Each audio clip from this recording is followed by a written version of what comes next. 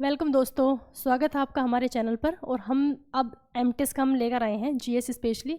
अभी तो वैसे जीएस स्टार्ट की है, बट धीरे धीरे हम कोशिश करेंगे इसमें हम आपको इंग्लिश, मैथ्स, रीजनिंग सब आपको प्रोवाइड कराएं। ठीक है, तो हम जो पढ़ रहे थे इकोनॉमिक्स, जीएस में हमने इकोनॉमिक्स उठाया है। ठीक है, और हिस्ट्री आपकी चल रही है कंटिन्यू। वो प्लेलिस्ट आपको मिल जाएगी हमारे चैनल पर, वो आप देख लेना। ठीक, तो इकोनॉमिक्स में हमने एक क्लास ली है। ठीक है, इकोनॉमिक्स में हमने एक क्लास ली है। इसके उसमें मैंने बेसिक्स भी पढ़ा है कि इकोनॉमिक्स होता क्या है, फादर ऑफ इकोनॉमिक्स, और उसमें हम पढ़ रहे थे सेक्टर के बारे में। ठीक है, मतलब हमारे देश में जितने लोग हैं, या अगर हम पूरे देश की बात करें कि पूरे देश को जो हमारी कमाई होती है ना, पूरे देश को जो हमारी इनकम आती है वो किन किन सेक्टर से होकर आती है। ठीक, तो हम क्या पढ़ रहे थे इसमें, सेक्टर पढ़ रहे थे, मतलब क्षेत्रफ। ठीक, अब उस क्षेत्रफ के भी कह सकते हम 3 अंग, क्षेत्रफ के भी क्या होते हैं, 3 अंग होते हैं। ठीक, हम इसमें क्या पढ़ रहे थे, क्षेत्र पढ़ रहे थे, मतलब सेक्टर। अब इस सेक्टर के 3 अंग है ना। पहले में हम इस सेक्टर को हम देख सकते हैं स्वभाव के हिसाब से। ठीक है, मतलब नेचर के हिसाब से। तो नेचर के हिसाब से, स्वभाव यानी कि नेचर के हिसाब से 3 टाइप्स थे। पहला प्राथमिक मतलब कि प्राइमरी, दूसरा द्वितीयक मतलब कि सेकेंडरी, ठीक है, तीसरा क्या होगा, तृतीयक मतलब कि टर्शरी। तो फर्स्ट वीडियो हमने ये वाला जो स्टेप था, ये वाला स्वभाव वाला, हमने बिल्कुल डिटेल में मैंने आपको पढ़ाया था। ठीक, अब थोड़ा सा रिवाइज, प्राइमरी में कौन सी चीज़ें आती हैं, कौन से लोग आते हैं। प्राइमरी में वो लोग आते हैं जो खेती करते हैं, मतलब जो नेचर पे डिपेंड है अपने रेवेन्यू, अपनी कमाई के लिए। ठीक, जैसे कि खेती हो गया, पशुपालन हो गया, या फिर जो माइनिंग मतलब खनन हो गया, ज़मीन से खोद के कुछ निकालना। ठीक, वो सारे किस्म आएंगे प्राइमरी में। सेकेंडरी में क्या आता है, सेकेंडरी में वो सेक्टर आते हैं जो किसी चीज़ का निर्माण कर रहे हैं, जहाँ पे मैन्युफैक्चरिंग हो रही है, निर्माण कर रहे हैं, या फिर विनिर्माण कर रहे हैं। अब विनिर्माण का मतलब जिस चीज़ का मैन्युफैक्चर हो चुका है ना, अगर उसमें कोई खराबी आ जाए तो उसको ठीक करना क्या कहलाया जाएगा, विनिर्माण कहलाया जाएगा। क्लियर, ये मैंने आपको बता दिया। अब बचा टर्शरी का काम होता है इन दोनों की हेल्प करना, क्योंकि यहाँ पे ना तो निर्माण होता और ना ही ये नेचर से रिलेटेड है। तो जितने भी सेवा क्षेत्र हैं, इसी वजह से इसको क्या बोलते हैं, सेवा सर्विस सेक्टर या फिर सेवा क्षेत्र है ना, सर्विस सेक्टर।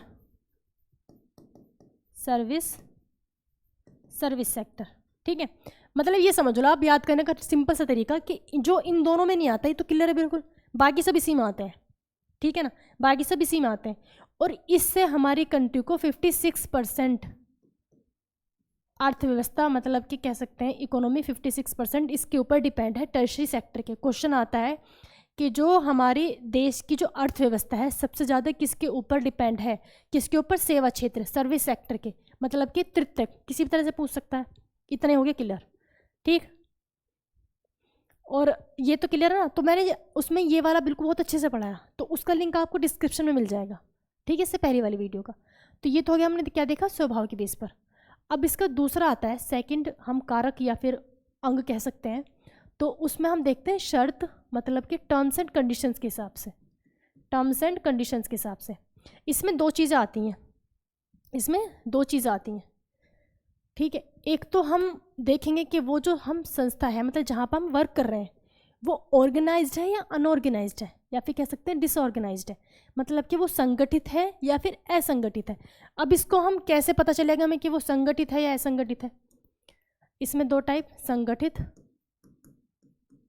संगठित, ठीक है, संगठित मतलब कि ऑर्गेनाइज्ड, या फिर कह सकते हैं हम वो असंगठित है, संगठित।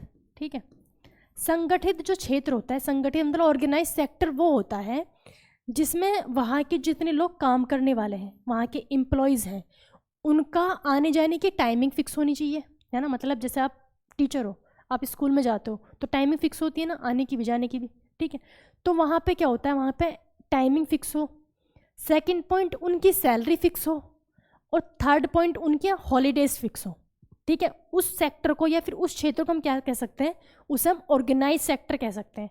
मतलब संगठित कह सकते हैं। तो इसमें क्या क्या होता है, पहला तो टाइम, सेकंड पॉइंट उनका टाइम, देन सैलरी, और थर्ड पॉइंट हो जाएगा उनके हॉलीडे। ठीक है, ये तीनों चीज़ें जिस सेक्टर में, जिस कंपनी में, जिस विभाग में ये तीनों चीज़ें फिक्स होती हैं उसको हम ऑर्गेनाइज्ड कह सकते हैं। क्लियर। अब इसमें हम यहाँ से एग्जांपल को उठा लेते हैं, जैसे कि हम प्राइमरी का ले लें कोई एग्जांपल, खेत किसान। अगर कोई किसान है ना, तो मतलब पहले इसको देखो, जो ये चीज़ें होंगी तो संगठित है, अगर ये चीज़ें नहीं होंगी तो वह संगठित है। ये तो इसमें तो कोई समझने वाली बात है नहीं है। अब एग्जाम्पल उठाते हैं, अगर हम प्राइमरी का एग्जाम्पल लेते हैं कोई, तो प्राइमरी हमारे खेत किसान आते हैं। तो जो किसान है आप उसे संगठित में रखोगे या फिर असंगठित में रखोगे? ऑब्वियस सी बात है वो असंगठित है। क्यों? क्योंकि ना तो उनकी अपनी टाइम फिक्स नहीं है, भाई उनकी मर्जी कभी भी खेत पर जाए, ठीक है, उनकी कोई टाइम ही फिक्स नहीं, उनकी सैलरी फिक्स नहीं, भाई कभी तो फसल पर मुनाफा हो जाता है, कभी नहीं होता, सैलरी उनकी फिक्स नहीं, दूसरी उनकी छुट्टी फिक्स नहीं, जब उनकी मर्जी वो तब छुट्टी करके बैठ जाए। ठीक है, तो वो उसको हम क्या कहेंगे? असंगठित कहेंगे।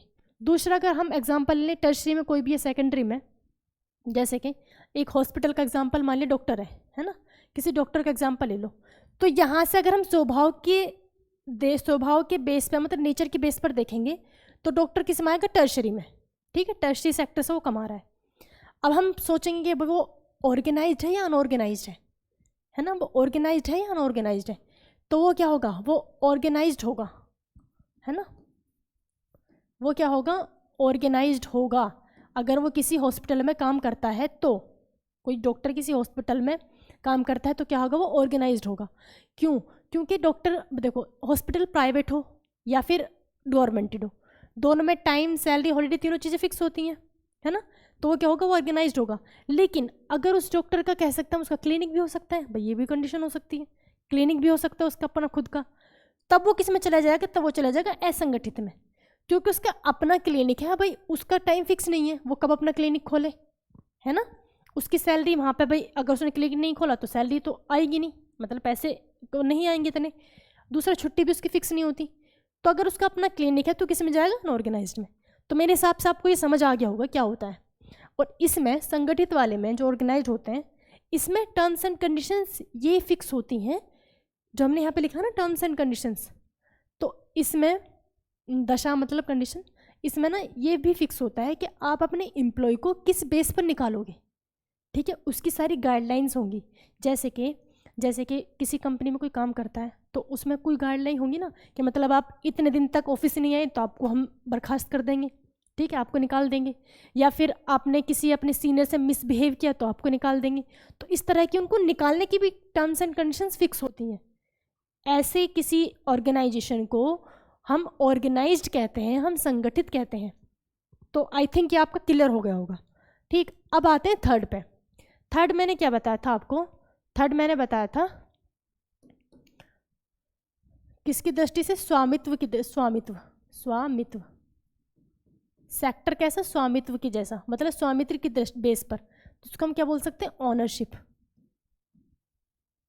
ओनरशिप, ठीक है, ओनरशिप, क्लियर। स्वामित्व मतलब कि ओनरशिप। हम एक यहाँ पे ये वाला पॉइंट देख रहे हैं, ये क्लियर हो गया। दूसरा हमने नेचर के हिसाब से देखा सेक्टर, वो क्लियर हो गया। अब हम देखते हैं ओनरशिप के हिसाब से सेक्टर। ठीक, जैसे हम कहते हैं कि कोई इंसान गवर्नमेंटेड है ना, मतलब गवर्नमेंट जॉब करता है, तो हम कहते हैं गवर्नमेंट सेक्टर में है, कोई कहता है प्राइवेट सेक्टर में। तो समझ गए ना, ये सेक्टर के ही हमें तीन, हमने कारक या फैक्टर कह सकते हैं, हमें अंग देखे, समझ गए ना। तो अब हम इसमें आएंगे स्वामित्व के, ओनर के हिसाब से। ओनर के हिसाब से हम कह सकते हैं कि कोई सेक्टर कैसा हो सकता है? कोई सेक्टर हमारा सरकारी हो सकता है ना। नंबर एक इसमें आ जाएगा क्या? सरकारी, ठीक है, सरकारी। इसको हम सार्वजनिक भी कहते हैं, सार्वजनिक। और वैसे हम इसको क्या बोलेंगे? Public sector. क्या बोलते हैं? Public sector, public sector. ठीक, तो एग्जाम्पल अब पूरे में ले, अगर हम कोई भी काम लगाएं, कोई भी काम हो, हम उसको तीनों से हम डिफाइन कर सकते हैं कि वो प्राइमरी, सेकेंडरी, टर्शरी में है, या फिर वो ऑर्गेनाइज्ड है, अनऑर्गेनाइज्ड है, या फिर दूसरा इसमें आ जाएगा निजी, मतलब कि प्राइवेट, निजी, वो प्राइवेट है या फिर वो गवर्नमेंटेड है, वो प्राइवेट है या गवर्नमेंटेड है। ठीक, जैसे किसी की दुकान है ना, किसी भी चीज़ की दुकान है, जूता कपड़ा कुछ भी बेचने की दुकान है, तो यहाँ से वो किस में आएगा, टर्शरी में, क्योंकि वो किस चीज़ का निर्माण नहीं कर रहा, वो नेचर से रिलेटेड नहीं है, तो किस में आ जाएगा वो टर्शरी में। और यहाँ पे किस में आएगा वो असंगठित में, भाई दुकान तो ऑर्गेनाइज संगठित नहीं होती, किस में आएगा असंगठित में।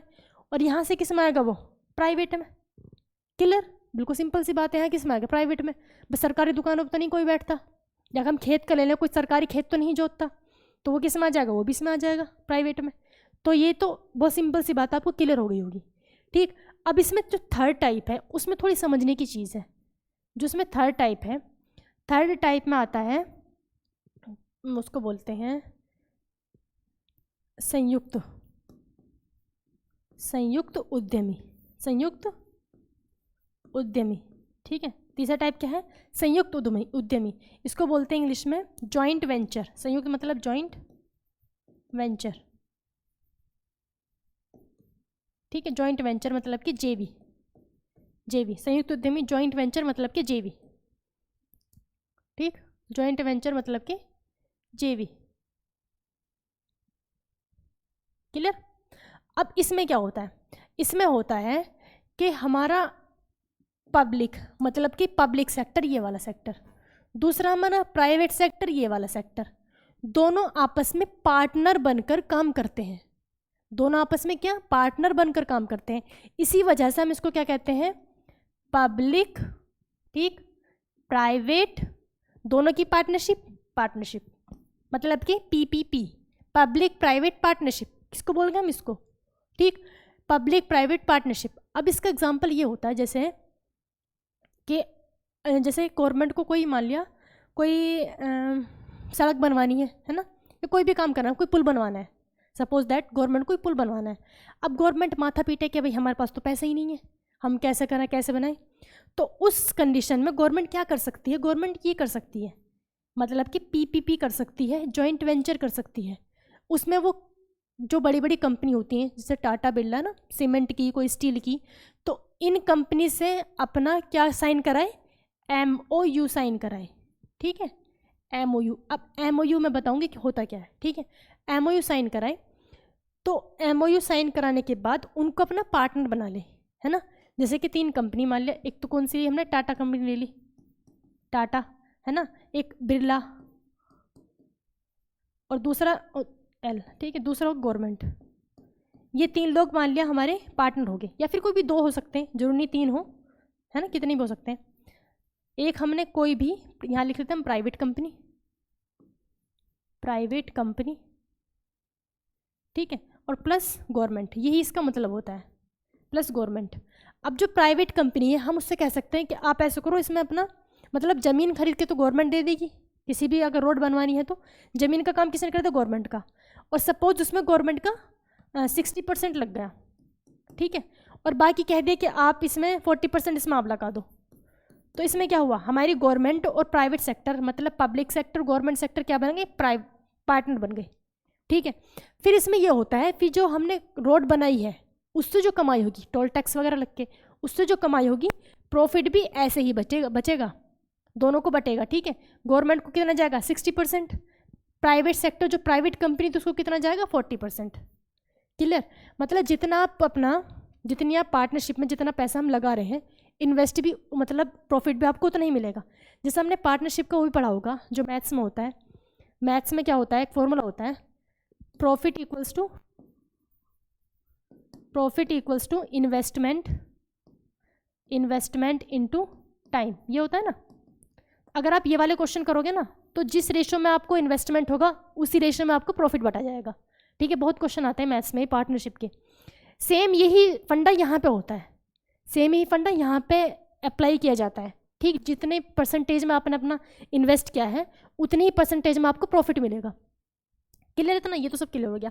अब ये MOU होता क्या है, MOU ये होता है, इसको बोलते हैं ऑफ अंडरस्टैंडिंग, MOU। ठीक है ना, MOU मतलब कि मेमोरेंडम ऑफ अंडरस्टैंडिंग। ठीक है, मेमोरेंडम ऑफ अंडरस्टैंडिंग। अब इसमें आ गया अंडरस्टैंडिंग, मतलब कि जो हमारी प्राइवेट कंपनी है, कोई हमारी जो प्राइवेट कंपनी है और हमारी गवर्नमेंट है, इनके बीच में, इनकी मेमोरी में मेमोरेंडम ऑफ अंडरस्टैंडिंग, इनकी मेमोरी के अंदर अंडरस्टैंडिंग होनी चाहिए, नहीं होनी चाहिए। जब भी अपनी पार्टनरशिप कर रहे हैं तो इनके बीच अंडरस्टैंडिंग होनी चाहिए। मतलब ये जो हमने पहले ही बोला कि 60% आप दे रहे हो, 40% आप दे रहे हो, ठीक, तो ये अंडरस्टैंडिंग पहली होनी चाहिए। तो इसको एक लिखित कागज होना चाहिए, उस पर साइन करें कि हाँ ठीक है, हम ये वाला काम इतना 40% हमने दिया, और जब ये काम होगा मतलब इससे इतना प्रॉफिट होगा, उसमें से 40% हम लेंगे, ठीक। तो ये एक लिखित होना चाहिए। तो उसको हम बोलते हैं MOU। जो लिखित में साइन होते हैं ना पार्टनरशिप से पहले, उसको हम बोलते हैं MOU, memorandum of understanding. Clear है ना। तो जैसे आपने कभी न्यूज़ वगैरह में भी देखा होगा कि रूस और भारत के बीच MOU साइन हुआ। तो MOU मतलब ये, जैसे ब्रह्मोस मिसाइल्स खरीदी थी तब MOU साइन हुआ, तो उसी तरीके से होता है ये MOU। क्लियर। तो मेरे हिसाब से ना आपको थर्ड टाइप समझ आ गया होगा, ठीक है, थर्ड टाइप समझ आ गया होगा। अब इसमें एक बचता है, इसमें आपको थर्ड टाइप समझ आ गया होगा। अब इसमें एक जो बचता है उसे देखते हैं। देखो इसको मैं इरेज कर देती हूँ। अच्छा, नेक्स्ट स्लाइड पे चले, कोई दिक्कत तो नहीं होगी ना।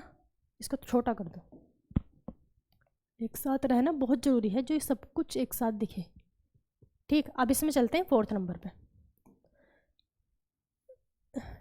इसका जो 4th टाइप होता है, 4th टाइप को बोलते हैं हम सहकारी, सहकारी या फिर सहकारिता, ठीक है।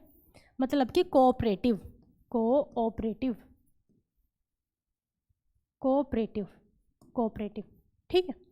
सहकारिता मतलब कि कोऑपरेटिव। जो हमने ये जॉइंट वेंचर पढ़ा, संयुक्त उद्यमी, और दूसरा हम पढ़ रहे हैं सहकारिता।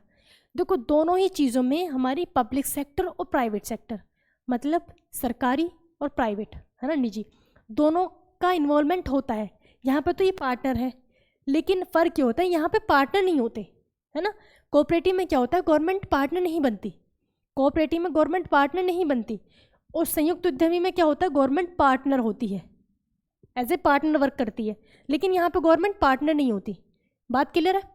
तो इसमें होता क्या है, इसमें ये होता है जैसे कि ये स्पेशली होता है छोटे छोटे उद्योगों के लिए, है ना, जो छोटे छोटे बिजनेस है, छोटे छोटे उद्योगों के लिए ये बहुत बेनिफिशियल है ना। तो इसमें ऐसा होता है कि जैसे आप एग्जाम्पल ले लेते हैं, हम मान लिया मछली पालन का ले लिया, है ना। अब कितने सारे जो बेचारे गरीब लोग हैं, मतलब जो छोटे मोटे लेवल पे ये काम कर रहे हैं, या फिर कोई जैसे मुर्गी पालन कर रहे हैं, तो छोटे मोटे किसान ही करते हैं, है ना, गाँव में ये चीज़ें होती हैं। तो उनको उस काम को एक बड़े लेवल पर लाने के लिए हमें गवर्नमेंट की ज़रूरत पड़ती है ना। क्योंकि जो हमारा किसान है, अगर वो इतने अपने गांव में कहीं मुर्गी पालन कर रहा है, उसने 100 मुर्गियाँ पाल रखी हैं, ठीक, तो क्या हो सकता है वो उस काम को अपने इतने बड़े लेवल पर कर दे कि सारे अंडे भी वो इंटरनेशनल लेवल तक बेच दे। ऐसा नहीं, पॉसिबल नहीं है, ठीक। तो ऐसे काम को अगर आपको बड़े लेवल पर, नेशनल लेवल या फिर इंटरनेशनल लेवल पर पहुंचाना है, तो आपको गवर्नमेंट का सहारा चाहिए। क्यों, जैसे कि अब हम लेते हैं किसका एग्जांपल, मान लिया मछली पालन का। अगर गवर्नमेंट क्या करे कि गवर्नमेंट अपनी मछली पालन को देखने के लिए अपने कुछ साइंटिस्ट लगा दे, है ना, कि आप चेक करो कि कौन सी ब्रीड अच्छी होती है फिशेस की, कोई सी मतलब कोई जहरीली फ़िश तो नहीं होती है ना, ये सब सर्च करो। और दूसरा कि किस मछली के लिए कितना फूड होना चाहिए, कब आपको फूड देना है, या फिर कितना pH होना चाहिए। या फिर दूसरी चीज़ कि कुछ फिशेस होती हैं जिनको जो ऐसे में रहती हैं, मतलब उनका जो पॉन्ड होना चाहिए, तालाब, वो इस वाली शेप को, ढलान वाली का है, और किसी का होता है वो सीधे में अच्छे से रह पाती हैं। तो ये सारी चीज़ें किसानों को नहीं पता होती, ठीक। वो बस सीधा सीधा उन्होंने खोदा गड्ढा और वहाँ पे मछली पालन करने लगे, तो उनको इतना ज़्यादा प्रॉफिट भी नहीं होता। तो इस चीज़ में गवर्नमेंट क्या करती है, वो ऐसी रिसर्चेस कराती है, फिर वो उसका काम होता है गवर्नमेंट का, वो चीज़ें जो रिसर्च कराई है उनको अपने जो किसान जो इसको काम को कर रहे हैं उन तक पहुंचाना। प्लस दूसरा काम क्या होता है, जब उन्होंने अपना प्रोडक्शन कर लिया, मान ली इतनी सारी मछली हो गई, फिर इतनी सारी उन्होंने मुर्गियों से अंडे इतने सारे कलेक्ट कर लिए, तो उसके बाद गवर्नमेंट का काम होता है कि अपनी जगह जगह पर वो सेंटर बनाए, ठीक है, जिससे कि जो किसान लोग हैं वो अपना सारा का सारा जो प्रोडक्शन किया है वो वहाँ पर दे दें, फिर वहाँ से गवर्नमेंट उनको आगे सप्लाई कर दे। समझ गए, क्लियर हो गया होगा, ठीक है। मतलब इसमें क्या होता है, इसमें गवर्नमेंट पार्टनर नहीं होती, इसमें गवर्नमेंट छोटे छोटे उद्योगों को बड़े लेवल पर जाने के लिए एक माहौल देती है, ठीक है। अब तो क्लियर हो गया होगा, बड़े लेवल पर जाने के लिए गवर्नमेंट क्या करती है, एक माहौल बना देती है, ठीक है। तो सहकारिता में गवर्नमेंट वो पार्टनर नहीं होती, ये तो बात डिफरेंस समझ आ गया होगा। इसी के लिए जो छोटे उद्योगों को बढ़ावा देने के लिए ये काम, ये जो कॉर्पोरेशन थी कोऑपरेटिव, ये चला गया। और इनके लिए आपने देखा होगा कि सहकारी बैंक भी होते हैं, मतलब कोऑपरेटिव बैंक होते हैं, वो उन छोटे छोटे उद्योगों के लिए ही लोन देते हैं, सिर्फ उसी के लिए होते हैं। तो इसके तहत ही वो भी बनाया गया। बिल्कुल क्लियर है ना। तो ये 4 टाइप्स किसके हम ओनरशिप के हिसाब से कि ओनर है कैसा, आप किस फील्ड में वर्क करते हो। तो मेरे हिसाब से सेक्टर मैंने आपको बहुत अच्छे से समझा दिया, सेक्टर क्लियर हो गया होगा। तो जिसको अगर कोई भी कहीं भी डाउट हो तो आप कमेंट कर देना। अब हम थोड़ा सा आगे चलते हैं, ये क्लियर हो गया, थोड़ा सा आगे चलते हैं।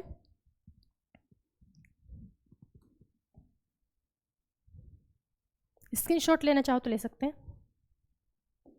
देखो अब हम चलते हैं, अब हम देखते हैं कि हमारा जो प्रोडक्शन है, मतलब उत्पादन, उत्पादन के लिए हमें क्या चाहिए। उत्पादन, उत्पादन मतलब कि प्रोडक्शन।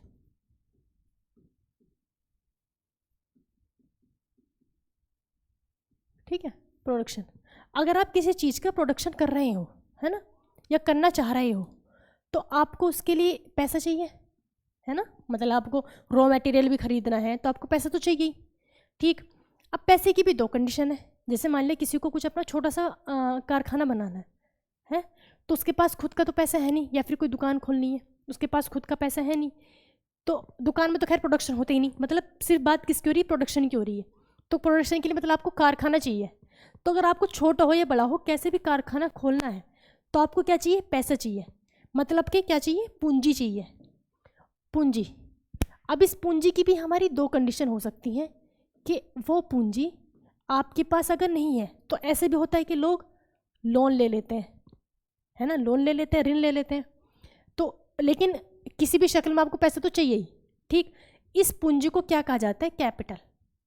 इस पूंजी को क्या कहा जाता है, कैपिटल इन्वेस्ट। ये मैंने पहले ही बताया था। तो हम क्या पढ़ रहे हैं, हम पढ़ रहे हैं प्रोडक्शन की कारक, फैक्टर। कारक यानी कि फैक्टर। ठीक है, फैक्टर पढ़ रहे हैं हम। तो पहला फैक्टर क्या हो हमारे पास, कैपिटल इन्वेस्ट करने की हमारे पास पूंजी होनी चाहिए। अच्छा, कैपिटल इन्वेस्ट ये होता है कि अगर आपको कोई कारखाना खोलना है तो आपको क्या चाहिए, आपको एक बिल्डिंग बना देंगे, दूसरे उसमें मशीनें लगा देंगे। स्टार्टिंग आपकी यही होगी, हमने एक बिल्डिंग बना दी, है ना, कई सारे इसमें फ्लोर हो गए, बिल्डिंग बना दी। तो और यहाँ पे क्या हमने मशीनें लगा दी, यहाँ पे इसके अंदर हमने मशीनें लगा दी। तो ये क्या हमारा कैपिटल इन्वेस्ट है। ठीक, लेकिन अगर जो हम मशीनें लगाई हैं, अब कब पता चले, कभी वो मशीनें किसी में कुछ खराबी होगी, वो सुधरने गई, या फिर किसी का इंजन चेंज होना है, किसी का कुछ चेंज होना है, तो वो तो डेली के मतलब हर तीसरे दिन, हर चौथे दिन कुछ ना कुछ ऐसी चीज़ें होती रहती हैं। तो वो कैपिटल इन्वेस्ट नहीं होता। कैपिटल इन्वेस्ट वही होता है कि आपको कुछ काम स्टार्ट करने के लिए आप जो स्टार्टिंग में जो बड़ा पैसा लगाते हैं, जैसे बिल्डिंग और मशीनें, ये क्या है हमारा, ये कैपिटल इन्वेस्ट है।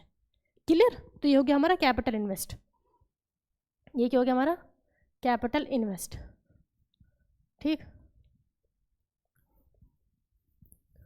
और दूसरी चीज़ पूंजी होगी। सेकंड नंबर पर हमें क्या चाहिए, हमें भूमि चाहिए, मतलब कि हमें ज़मीन चाहिए। भाई कोई काम हवा में तो कर नहीं सकते, कहीं ना कहीं हमें ज़मीन चाहिए। अब ज़मीन में भी 2 कंडीशन है। अगर आपके पास खुद की ज़मीन नहीं है तो आप रेंट पे लोगे, लेकिन ज़मीन तो चाहिए ही ना, है ना। दूसरा फैक्टर क्या हमारा, ज़मीन चाहिए। तीसरा फैक्टर क्या हो जाएगा हमारा, तीसरा फैक्टर हो जाएगा कि हमें क्या चाहिए, उद्यमी चाहिए। उद्यमी मतलब कि इंटरप्रेन्योर। हमें क्या चाहिए, इंटरप्रेन्योर चाहिए। उद्यमी वो होता है जो पूरे बिजनेस का एक आइडिया दे, ठीक है ना, पूरे बिजनेस का एक आइडिया दे, हमें ऐसे ऐसे करना है, हमें ये काम करना है ना। पूरे बिजनेस का जो जो कहते हैं मास्टरमाइंड, तो मास्टरमाइंड यही होता है जो इंटरप्रेन्योर होता है। क्लियर। अब चौथा जो बचा हमारा फैक्टर, चौथा फैक्टर होता है हमारा लेबर, मतलब कि श्रमिक। श्रमिक, लेबर। अब वहाँ पे काम करने के लिए लोग भी तो चाहिए, तो ये होता है लेबर। तो ये क्या होता है, हमारे प्रोडक्शन के फैक्टर होते हैं। ये क्वेश्चन पूछा गया था आई थिंक सीजीएल के एग्जाम में, कि प्रोडक्शन के मतलब उत्पादन के निम्नलिखित में से कौन सा कारक है या फिर कौन सा कारक नहीं है। तो 4 फैक्टर होते हैं, ये आप याद रखो। ठीक, तो ये 4 फैक्टर बिल्कुल क्लियर होने चाहिए। अब इससे आगे मैं आपको नेक्स्ट वीडियो में पढ़ाऊंगी। वीडियो में चाहती नहीं कि वीडियो लंबी हो, आप बोर हो। ठीक है दोस्तों, तो आप लाइक शेयर जरूर कर देना, सपोर्ट करिए हमें, और थोड़ी सी हम फिर और मेहनत करेंगे।